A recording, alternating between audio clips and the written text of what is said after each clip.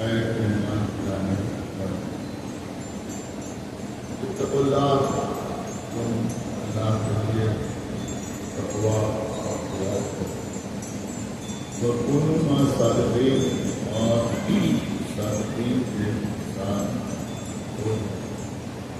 مسلسل تقوی کے عنوان پر آپ سے فیصلہ جاری ہے۔ میں نے پہلی مجلس میں آپ کی خدمت میں عرض کیا تھا کہ تقوی کے لیے ایمان شرط، اگر ایمان ہے تو تقوی ہے، اور اگر ایمان ہی نہیں ہے تو تقوی کا کوئی سوال نہیں۔ تقوی کا مطلب کیا ہے؟ اول جو تقوی کے معنی بیان ہے وہ یہ ہے کہ کسی کو کسی بات سے روکنا، اس کو کہتے ہیں تقوی۔ تو اپنے نفس کو اللہ کی خوشنودی کے لیے کسی غلط کام سے روکنا، جسے کہا جائے گا تقوی۔ تقوی کے اور بھی بہت سے معنی ہیں، بہت سے مفاہیم ہیں، جو انشاءاللہ میں آپ کو خدمت کا عرض کروں۔ ایک بات میں واضح طور پر آپ کو خدمت کا عرض کروں کہ عام طور پر تقوی کا مطلب جو لوگ سمجھتے ہیں کہ گھر بار چھوڑ دیا جائے، اپنی فیملی سے علیحدہ ہو جایا جائے، لوگوں سے قطع تعلق کر دیا جائے، پہاڑوں میں چلا جایا جائے، دروں میں جا کر بیٹھ جائیں، جنگلوں میں جا کے اللہ کی عبادت کریں، ان چیزوں کا اسلام سے، دین سے دور کبھی کوئی تعلق نہیں۔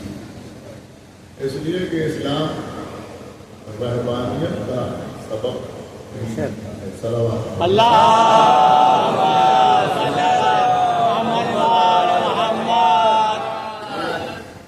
ہمارے موضوع کے تحت نہیں ہے، لیکن میں اشارتاً آپ کی خدمت میں عرض کروں۔ ابھی اس کے بعد بھی میں نے اشرف اللہ کی بات کی، اس سلسلہ میں مجالس ہے، ہو سکتا ہے کبھی تفصیلات آپ کی خدمت میں عرض کروں کہ بنی امیہ نے اہل بیت کے چاہنے والوں پر تھوڑے مظاہر ہیں، انہیں قتل کیا، ان کے خون سے تارے بنوائے، انہیں دیواروں میں چنا، تمام عذاب۔ بنی عباس نے اس قسم کے مظالم بھی شیعوں پر دبا رکھے، لیکن اس کے ساتھ ساتھ انہوں نے کچھ سازشیں بھی کی مذہب شیعوں کے خلاف۔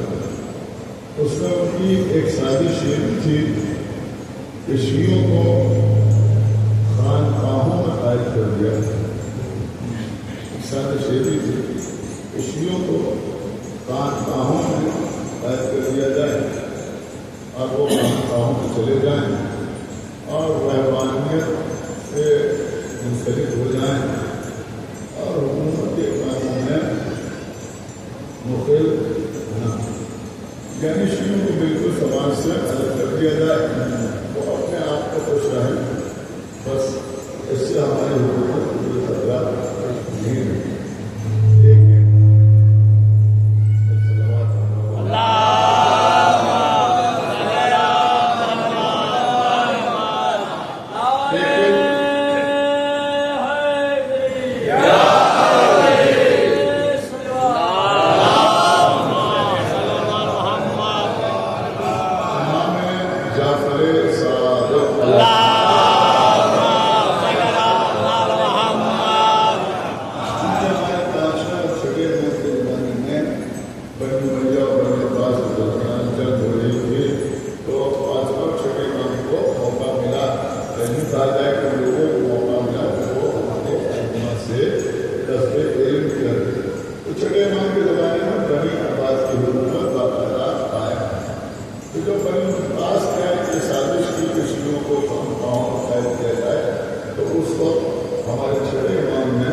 جو صحیح اسلام تھا، جو صحیح دین تھا، اس کی ترغیب کرنا شروع کی، اس کی ترویج کرنا شروع کی اور لوگوں کو بتایا کہ حقیقت میں تشیع کسے کہتے ہیں۔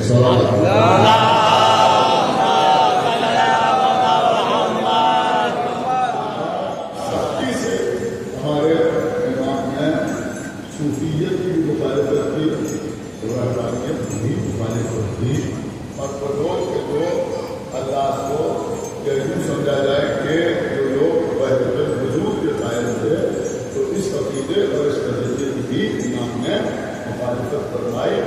اور یہاں پڑھے لکھے جو لوگ بیٹھے ہیں وہ شاید اس جملے کو محسوس کریں کہ ہمارے چھٹے امام نے کیونکہ موقع ملا، لہٰذا ہمارے چھٹے امام نے تشیع کی ثقافت کو قائم فرمایا۔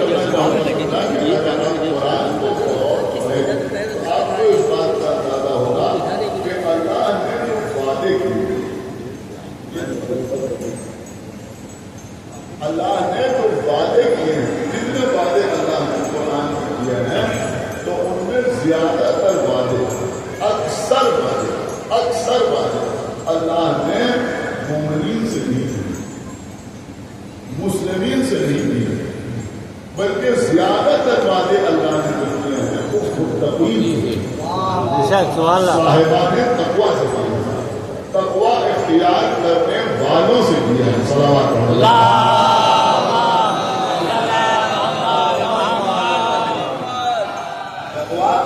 اختیار کرنے والوں سے سب سے زیادہ اللہ نے وعدے کیے ہیں۔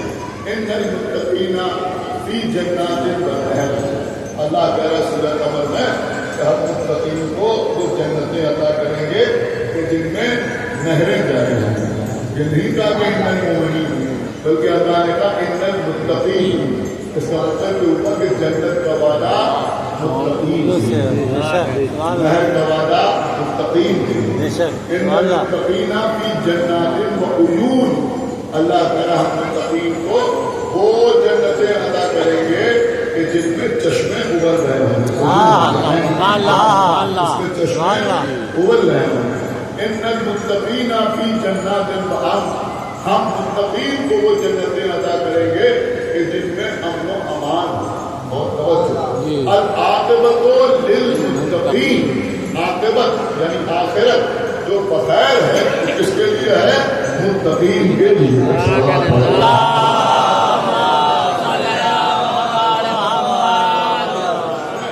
ان اکرمکم عند اللہ اتقاکم، میں سمجھتا ہوں کہ یہ بہت اہم آیت ہے، اس کے اوپر آپ خدا کے لیے تھوڑا سا غور فرمائیں۔ ہمارے یہاں صاحب عزت کون ہوتا ہے؟ جس کے پاس مال آ جائے۔ ہمارے یہاں صاحب عزت کون ہوتا ہے؟ جس کے پاس دولت ہو، جس کے پاس عہدہ ہو، جس کے پاس منصب ہو، جس کے پاس شہرت ہو، جس کے پاس بڑا خاندان ہو، جس کے پاس قوت ہو، جس کے پاس طاقت ہو، ہم اس کا احترام کرتے ہیں، اس کو صاحب عزت سمجھتے ہیں۔ لیکن اللہ کہہ رہا ان اکرمکم عند اللہ اتقاکم، اللہ کی نظر میں صاحب عزت وہ ہے جو صاحب تقویٰ ہے۔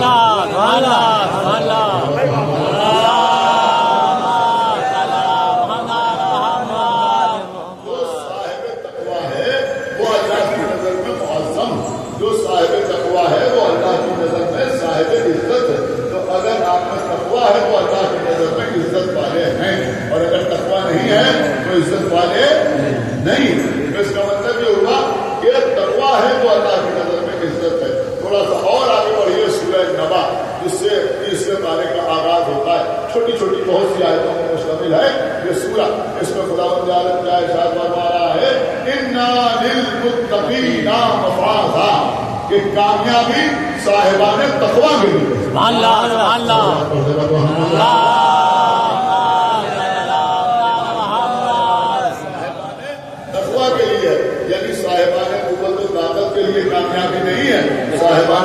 کے لیے کامیابی نہیں ہے، صاحبان حکومت کے لیے کامیابی نہیں ہے، تخت و تاج رکھنے والوں کے لیے کامیابی نہیں ہے، بلکہ اللہ کی نظر میں جو کامیابی ہے وہ کس کے لیے ہے؟ متقین کے لیے، صاحبان تقویٰ کے لیے۔ تو اب ایک بات سمجھ میں آئی نا کہ جو وعدہ ہے وہ کس کے لیے؟ متقین کے لیے۔ اب میں آخر میں جملہ کہہ رہا ہوں کہ انتہائی ہے کہ قرآن پڑھیں گے تو سب پڑھنے،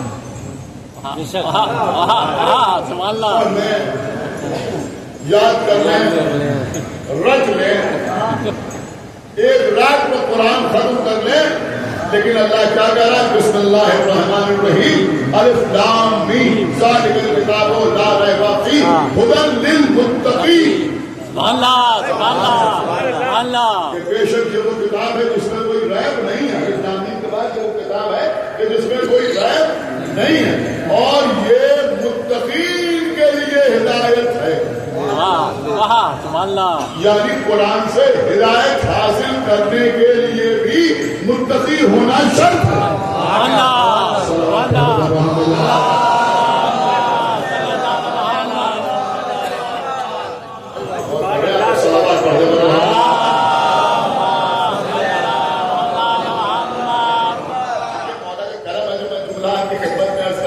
اب ہو سکتا ہے کوئی سوچے کہ بھئی یہ خدا کیا کہہ رہا ہے کہ یہ متقین کے لیے ہدایت ہے، بھئی اس کے جملوں میں جب ہدایت ہے تو متقی ہو یا غیر متقی ہو، مسلمان ہو یا مسلمان نہ ہو، کلمہ پڑھنے والا ہو یا کلمہ نہ پڑھنے والا ہو، اس کی آیات میں ہر ایک کے لیے ہدایت ہونا چاہیے یا نہیں ہونا چاہیے۔ لیکن اللہ کیا کہہ رہا ہے؟ اللہ کہہ رہا ہے کہ یہ متقین کے لیے ہدایت ہے۔ اس کا مطلب یہ ہوا کہ متقین ہی اس کی ہدایت کو قبول کر سکتے ہیں، دوسروں پر اس کی ہدایت کا کوئی اثر نہیں پڑے گا، دوسروں پر اس کی ہدایت کا کوئی اثر نہیں پڑے گا۔ اس کے لفظوں میں اثر ہے، بے شک یہ اللہ کا کلام ہے، یہ معجزہ ہے، لیکن جو متقی نہیں ہے، جو صاحب تقویٰ نہیں ہے، جس کے دل میں اللہ کا خوف نہیں ہے، جو حرام و ناجائز امر سے بچتا نہیں ہے، وہ کبھی بھی قرآن سے ہدایت حاصل نہیں کر سکتا۔ اب میں عرض کروں گا کہ جو شان ثابت کی ہے وہی شان ناطق کی ہے۔ کربلا میں آقا حسین نے بھی یہی تو ارشاد کیا، اس لیے اثر نہیں کر رہی ہے کہ تمہارے شکم حرام سے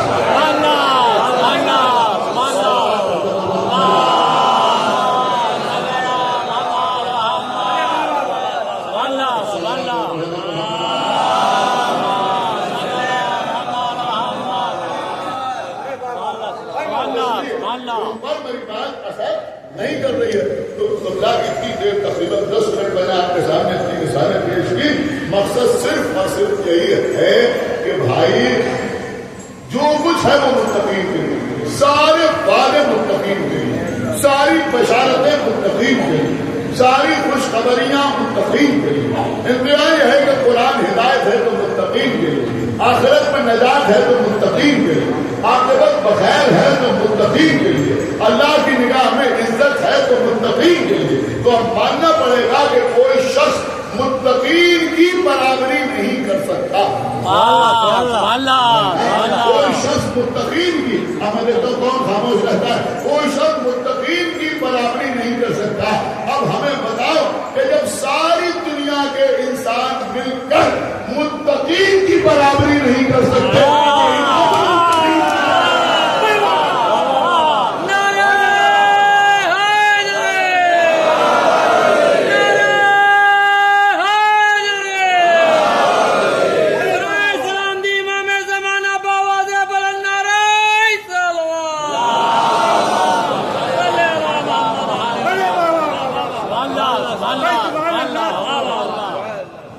دیکھیں جتنے خطابات،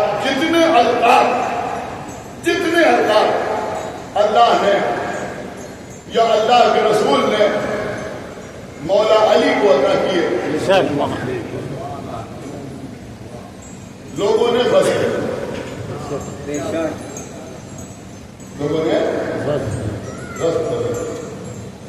جو پڑھتا ہوں کوئی ذمہ داری کے ساتھ پڑھتا ہوں، کسی شیعہ نے نہیں لکھا ہے۔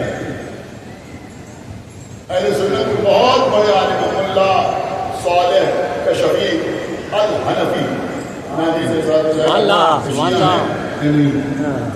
ملا صالح کشفی الحنفی. سمجھ گئے؟ بس ہو گیا.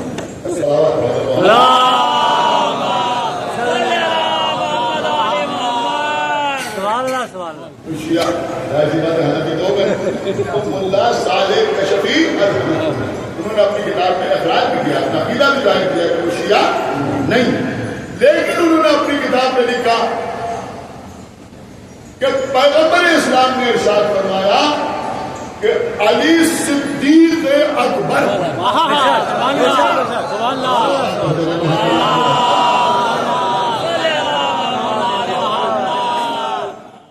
اور مولا کائنات نے ارشاد فرمایا کہ میں صدیق اکبر ہوں. سبحان اللہ. کیا فرمایا کہ میں صدیق اکبر ہوں. اور یہی نہیں کہتا, مکمل جملہ میں نے مولانا کا یہ ہے کہ میں صدیق اکبر ہوں اور میرے بعد اس لقب کو اختیار نہیں کرے گا مگر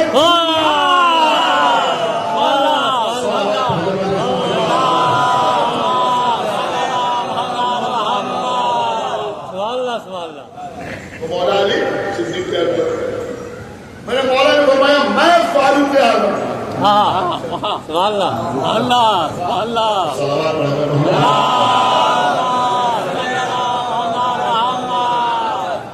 میں فاروق اعظم, میں فاروق اعظم. صدیق اکبر مولا علی, فاروق اعظم مولا علی. لوگوں نے یہ القاب چھین لیے, یہ نہیں یہ نہیں. الحمدللہ کبھی شیعوں نے زور بھی نہیں دیا.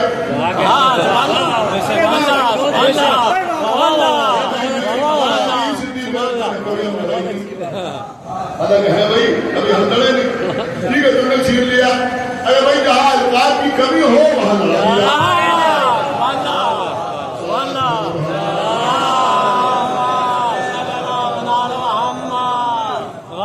جتنے القاب عطا کیے لوگوں نے چھین, آج تک وہ سلسلہ جاری ہے. نبی نے کہا کہ انت خلیفتی, یہ نہیں وہ کیا بات ہے. نبی نے کہا کہ علی کو, یہ سارے حوالے میں معلوم ہے, نبی نے کہا کہ علی کو امیر المومنین کہہ کے سلام کرو. سبحان اللہ. اب سب اپنے امیر المومنین کہنا ملے. نبی نے کہا کہ اولیاء بھیا ہیں, انہوں نے کہا ولی بھیا ہیں. اب نبی نے کہا یہ امام ہے, یہ بھی امام, یہ بھی امام. اللہ نے اور اللہ کے رسول نے کہا کہ علی ولی ہیں. سبحان اللہ. علی ولی ہیں, علی ولی ہیں. اب لوگوں کو گلی گلی ولی نظر آ رہا ہے.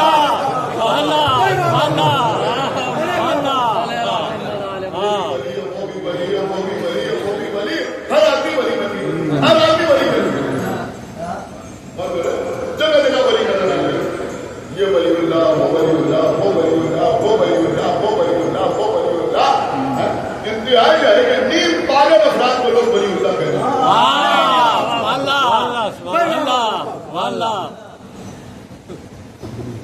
سب ولی اللہ, یہ بھی وہ بھی. دیکھیے ایک سے ایک شعراء بن رہے ہیں اور مرضی خان حضرات بھی بن رہے ہیں. میرے نہیں سارا مرزا ضمیر اور سوال کے خاندان میں شعراء جنہوں نے بہترین مرضی ہے اس زمانے میں بھی آئے, لیکن غیر مسلم بھی ہوئے کہ جنہوں نے نہ صرف یہ نوحیت ہے بلکہ انہوں نے مرثیت دی ہے. صلوات اللہ.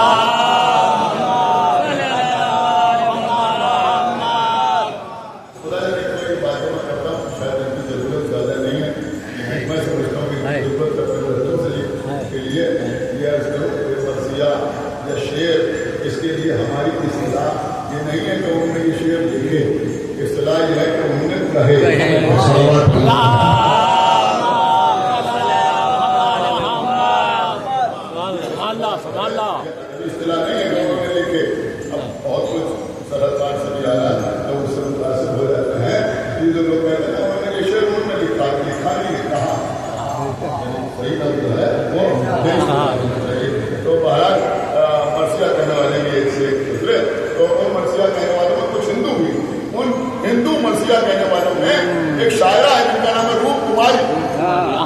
سبحان اللہ سبحان اللہ ہاں روح کماری انہوں نے بھی مرثیہ تھا اور انہوں نے مولا کائنات کا زبردست مرثیہ تھا زبردست مرثیہ مولا کائنات کا تھا لیکن ہر زمانے میں اس دو مصروں کی حفاظت ہے خدا کے لیے بہت توجہ کے ساتھ سنیے گا جب انہوں نے دیکھا کہ علی کو رسول نے فاروق اعظم کا انہوں نے کہا فاروق اعظم نبی نے کہا یہ صدیق اکبر ہے وہ صدیق اکبر یہ ولی تو وہ بھی ولی یہ امام تو وہ بھی امام یہ اولی الامر تو وہ بھی اولی الامر تو جب اس طرح سے دیکھا کہ لوگ علی کے القاب اپنے لیے اختیار کر رہے ہیں تو روح کماری نے بڑے خوبصورت دو مصرے کہے وہ کہتے ہیں پڑی جلول محمد خطاب لٹے تھے اسی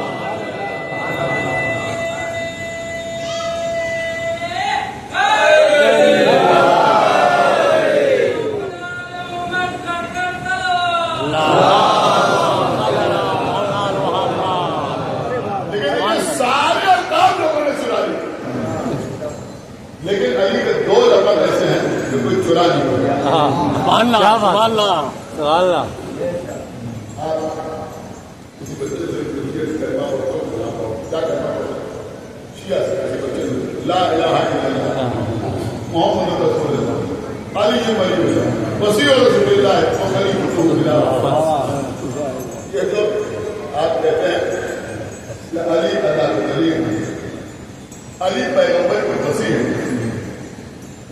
یہ وسیع رسول کا جو خطاب ہے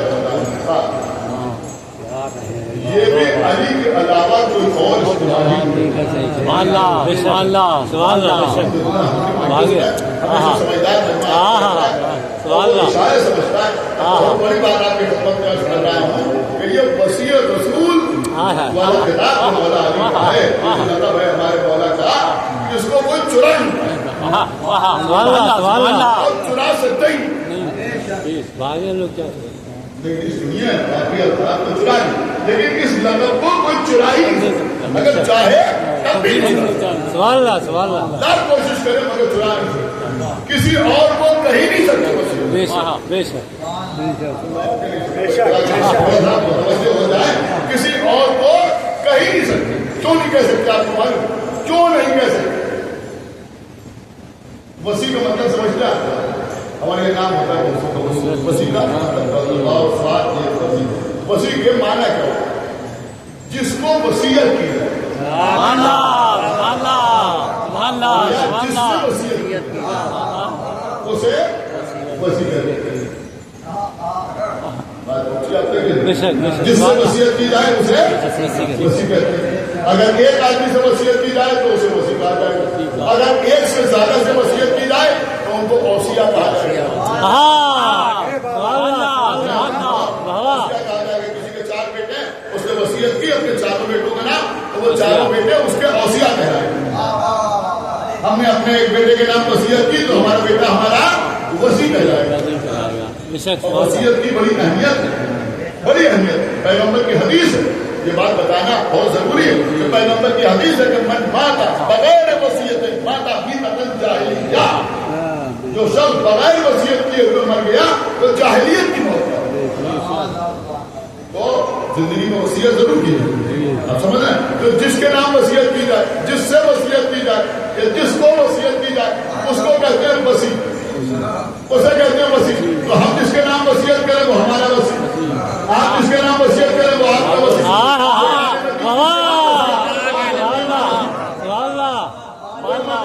جس کے نام وصیت کرے وہ اس کا وصی کوئی تابعی جس کے نام وصیت کرے وہ اس کا وصی کوئی تابعی جس کے نام وصیت کرے وہ اس کا وصی کوئی صحابی جس کے نام وصیت کرے وہ اس کا وصی اور رسول جس کے نام وصیت کرے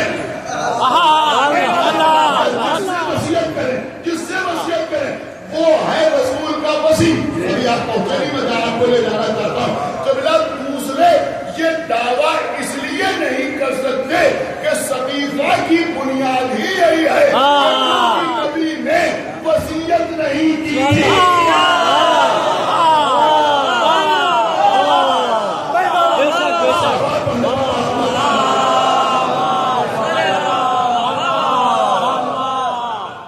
بے شک سبحان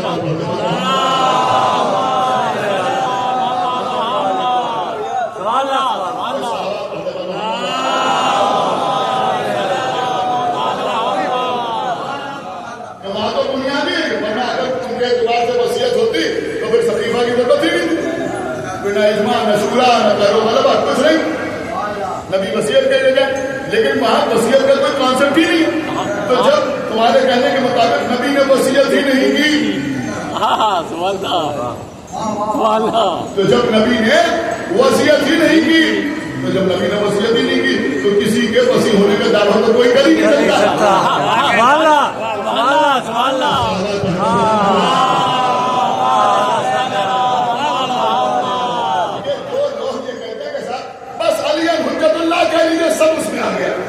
سب آ گیا لیکن یہاں جو کہا جاتا ہے وہ سوچ سمجھ کے کہا جاتا ہے. آپ سمجھ میں آیا آپ کی کہ علی ولی اللہ بھی ضروری ہے وصی رسول اللہ بھی ضروری ہے.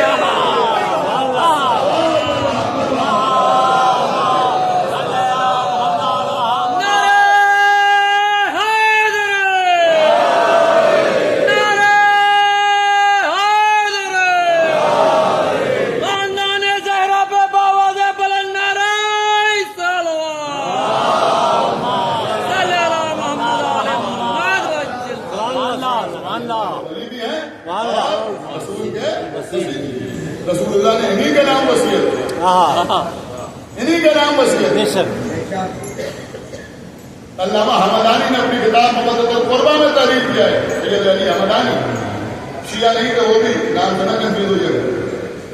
مقدمۃ القربہ میں لکھتے ہیں کہ جب رسول اللہ کا آخر وقت تھا رسول اللہ کا تو اس وقت رسول اللہ نے عباس بن عبد المطلب کو بلایا. مولا علی بیٹھے ہوئے تھے پہلے سے.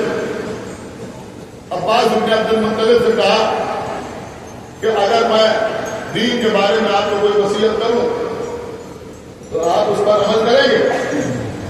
تو عباس بن عبد المطلب نے کہا میں بوڑھا ہو گیا میرے ہاتھ پاؤں کمزور ہو گئے کیونکہ ہماری لیے آپ روایت نہیں شیعہ روایت نہیں نرس کرنا. میرے ہاتھ پیر کمزور ہو گئے میں بوڑھا ہو گیا میں عمل کرنے سے قاصر ہوں.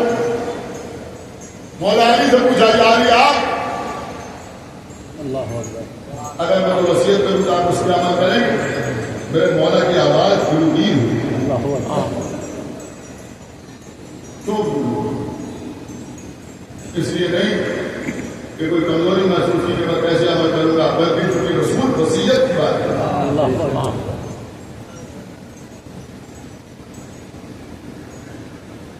لائے مولانے حسین ہوتی ہے. بڑے نالائق بیٹے وہ ہوتے ہیں جو ابا کو ہلا ہلا کے کہیں کہ وصیت کر دیں.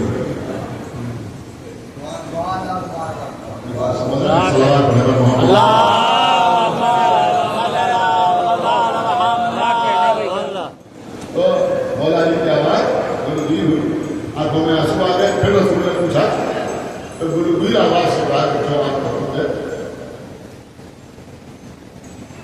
تو نبی نے آواز دی بلال میرا امامہ لیا.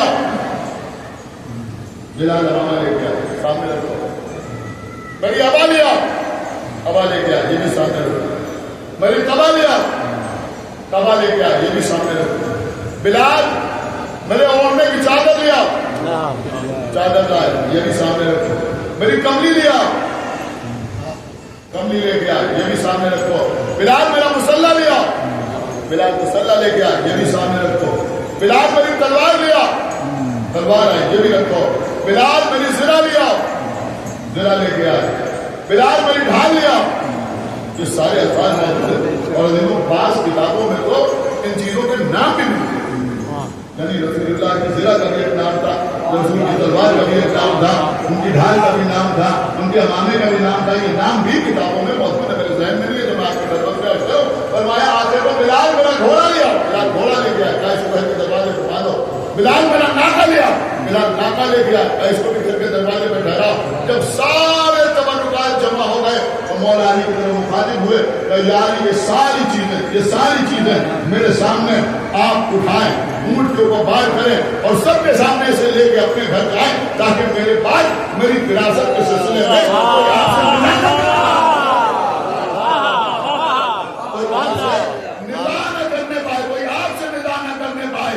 ایک جملہ آپ کی خدمت میں حوالہ کر رہا ہوں. آپ مجھے بتائیں کہ رسول اللہ نے جناب عباس ابن عبد المطلب رسول کے چچا تھے، عمر میں بڑے تھے، بوڑھے تھے، مولا علی نوجوان تھے، لیکن رسول اللہ نے اپنا امامہ عباس کو نہیں دیا، علی کو دیا.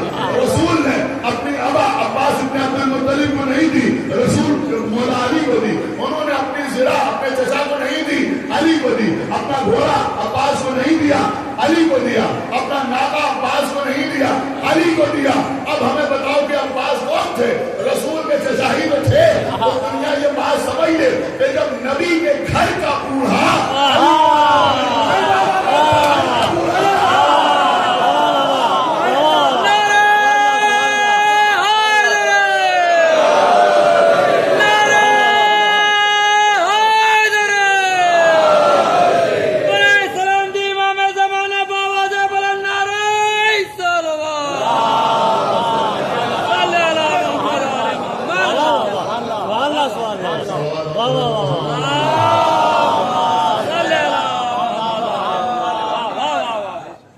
ایک تو وصایت ہے کہ جس میں کوئی مولا علی کا شریک نہیں، اور دوسرے قبلہ مولا کائنات کے سارے لقب لوگوں نے چرا لیے، لیکن علی کے علاوہ کوئی اور امام المتقین نہیں بن سکتا.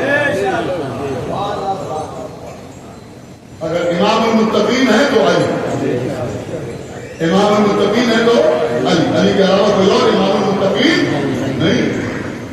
تو جب علی امام المتقین ہے تو پھر جنت میں جائے گا کون؟ جس کو قرآن میں صاف صاف کہہ رہا ہے کہ ہم جنت میں کسی کو ولی نہیں بلائیں گے. جو مناسب پہ امام ہیں ہم ہر ایک کو اس کے امام کے ساتھ بلائیں گے. تو متقین بھی وہی جائیں گے جہاں امام المتقین ہوگا.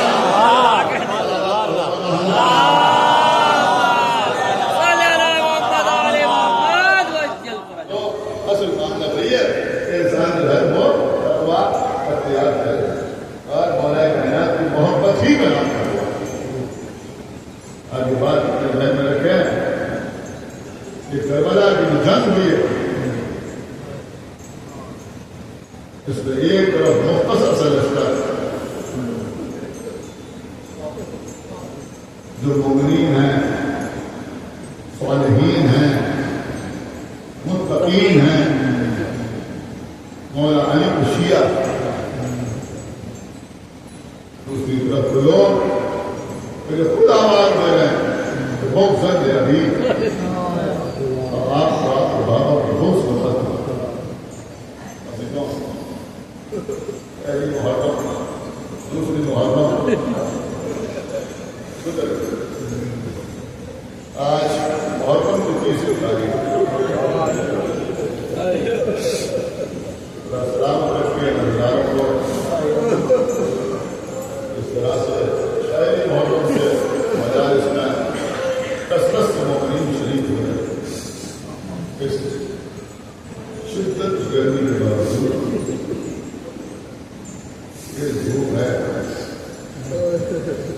مگر ہو رہا ہے. ہر جگہ انتظامیہ کی طرف سے انتظام ہے، اہتمام ہے، شامیانہ لگا ہوا ہے، کولر چل رہے ہیں، کچھ اماموں میں اے سی بھی کام کر رہے ہیں، پنکھے لگے ہوئے ہیں. جب مجمع ہوتا ہے سارے انتظامات کے باوجود گرمی تو ہوتی ہے، لیکن عزیزوں آپ گھومنے کے لیے بیٹھے ہیں، پنکھے بھی چل رہے ہیں، کولر بھی ہے، آج شامیانہ بھی لگا ہوا ہے، سارے بیٹھے ہوئے ہیں. کربلا اللہ اکبر کیسی دھوپ، کیسی گرمی.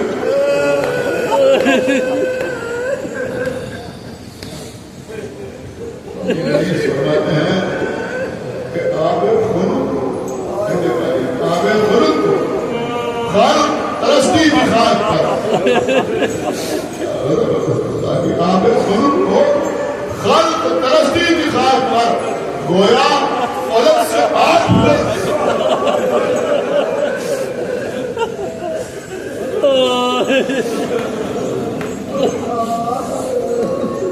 اللہ اکبر. آقا حسین دوسری محرم کو کربلا کی تنظیم کر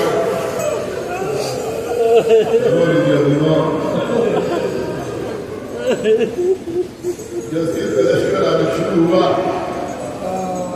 جب کوئی رسالہ آتا تھا، کوئی لشکر آتا تھا، کربلا کی سرزمین گھوڑوں کی ٹانگوں سے دہتی.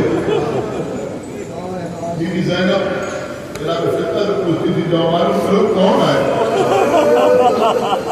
بی بی آگے دیکھتی تھی، واپس آ کے بتاتی تھی بی بی خون ہی آ گیا اپنا لشکر. ارے تو محسوس کرنے والی بات ہے. زینب حسین کی بہن ہے، گھر میں یہ سارے تذکرے ہوتے رہے ہیں، ان ناموں سے بھی واقف ہیں. کون کیا ظلم کرے گا یہ بھی جانتی ہے.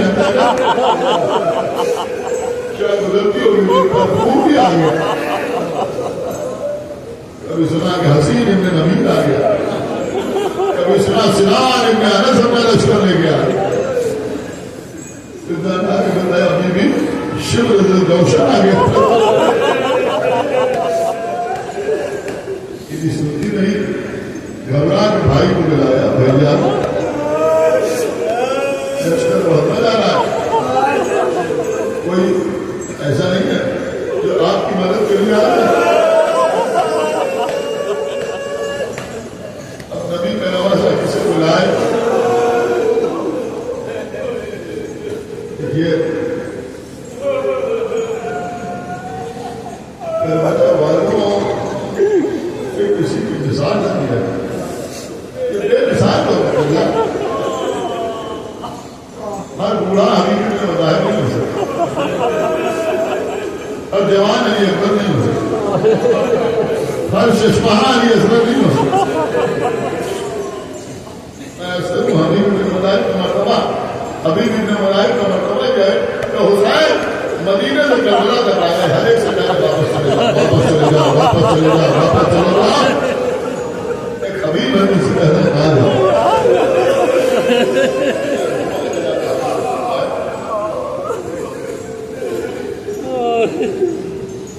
ایک غلط فہمی اور ہوتی ہے، جناب حبیب ابن ملائک کے لیے سوالہ بھی نظر کر دیتے ہیں. ایسا لگتا ہے کہ ایسے بوڑھے جن کی کمر جھکی ہوئی ہو، جن کی پلکیں بڑی ہوئی ہوں، چہرے پر جھکیاں پڑی ہوں. نہیں، تھوڑا سا سوچیے. آقا حسین کے بچپن کے دوست، آپ کا اگر کوئی بچپن کا دوست ہے تو آپ کا اس سے کتنا بڑھ ہوگا؟ یہ تو بالکل ہی ہم سے ہوگا، یا 2-4 سال گھر، 2-4 سال گھر، اس سے زیادہ نہیں ہوگا. بچپن کا دوست جو ہے 10 سال بڑا جو ہے وہ بچپن کا دوست نہیں ہوتا. تو آقا حسین کربلا کے میدان میں 57 سال گزرے. جناب حبیب ابن ملائک بھی اسی عمر کے رہے ہوں گے، 55 سال، 56 سال، 57 سال، 58 سال، بس اسی کے آس پاس جناب حبیب ابن ملائک. جب جناب زینب نے فرمائش کی تو امام حسین نے خط لکھا کہ اے میرے دوست، بلکہ لکھا اے رجل فقیر، آپ میرے مرتبے سے واقف ہو، آپ میرے رتبے سے واقف ہو. نرمہ حاضر نے گرفتار کیا ہماری مدد کے لیے نہ آئیے؟ آصف خط لے کر روانہ ہوا. حبیب اپنے گھر میں اپنی زوجہ کے ساتھ دسترخوان کو بیٹھے، لقمہ کھایا، لقمہ ہاتھ سے چھوٹ گیا.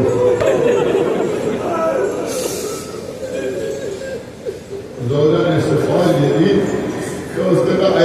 शायद उसकी किसी करीब का पैगाम है। उसी वक्त किसी ने तत्पर कौन आने वाले आना मरीज हुसैन का पास घर के दरवाजे पे आए, पहले इमाम हुसैन के नामों पर के हाथ छूए, तब लिया, आंखों से लगाया और हाथ वापस आए। जोजा ने पूछा क्या लिखा है हुसैन? तो हुसैन करबला में है, करबला में गिरफ्तार हैं, हमें मदद के लिए। जोजा ने कहा कि कब जाने का इरादा है? कब जाने का इरादा है? अभी जाओगे कि कुछ देर के बाद जाओ?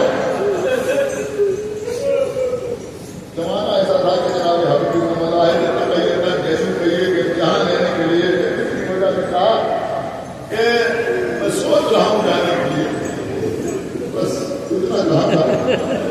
जोजा ने सर उठाया और हबीब मैं तो अपने खानदान की औरतों पर ये कह को फख्र करती क्या मेरा नसीब है कि मैं हुसैन के हबीब की जोजा हूं। इससे बड़ा शर्म और क्या हो। लेकिन हबीब अगर आज अगर तुम हुसैन की मदद के लिए नहीं गए तो फिर मुझे समझो कि मेरी शादी किसी बहुत खुद गरज इंसान के साथ कर दी। फिर लोग कहने लगे हबीब तुम तो मुझे हुसैन के फजाइल सुनाते, तुमने बताया कि हुसैन पुश्ते रसूल पे आ गए तो उन्होंने सजदे में छोड़ दिया, तुमने बताया कि हुसैन ने फरमाइश की तो जन्नत से कफे आ गए, तुमने बताया कि हुसैन को रसूल ने अपने दोस्त पर बिठाया, तुमने हमें बताया कि हुसैन को रसूल ने जबान चुसाई। हबीब तुमने तो मुझे ये भी बताया था ना कि तुम मर गए थे, हुसैन ने तुम्हें तुम्हारा